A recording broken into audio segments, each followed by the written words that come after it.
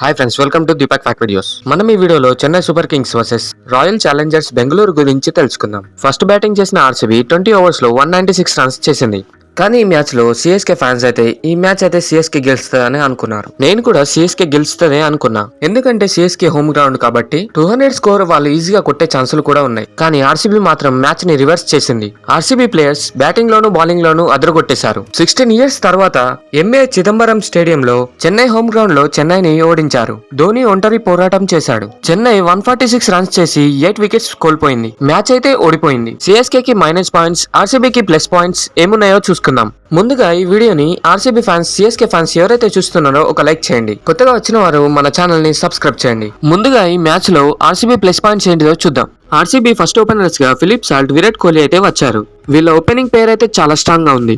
Philip salt 16 balls లో 32 runs చేశాడు. 5 4s 1 6 కొట్టి 200 స్ట్రైక్ రేట్ తో ఆడేశాడు. నూర్ అహ్మద్ బౌలింగ్ లో ధోని చేతుల స్టంప్ అవుట్ అయిపోయాడు.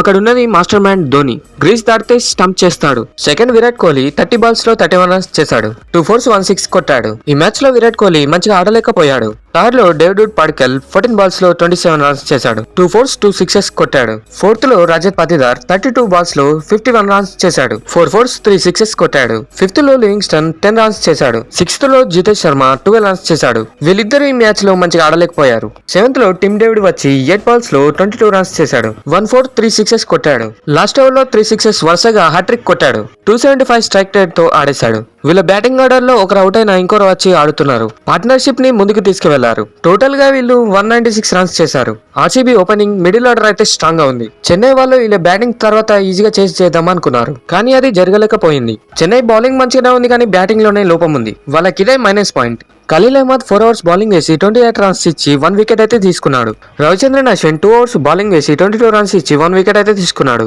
నూర్ అహ్మద్ అయితే బౌలింగ్ లో అదరగొట్టేశాడు. ఫస్ట్ మ్యాచ్ లో, సెకండ్ మ్యాచ్ లో వికెట్ టేకర్ గా నిలిచాడు. నూర్ అహ్మద్ 4 ఓవర్స్ బౌలింగ్ వేసి 36 రన్స్ ఇచ్చి 3 వికెట్స్ అయితే తీసుకున్నాడు.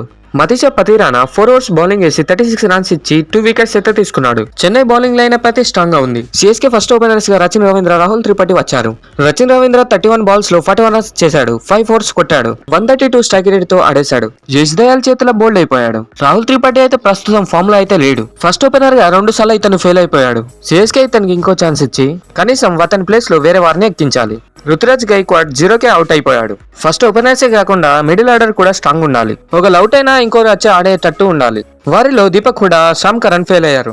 దీపక్ హుడా ఫామ్ లో అయితే లేడు. ఇతని ప్లేస్ లో వేరే వారిని ఎక్కించాలి. శివం దుబే 19 స్కోర్ చేశాడు. రవీంద్ర జడేజా 25 కొట్టాడు. అశ్విన్ 8 కొట్టాడు. లాస్ట్ లో ధోని వచ్చి 16 బాల్స్ లో 30 రన్స్ చేశాడు. 3 4s 2 6s కొట్టాడు.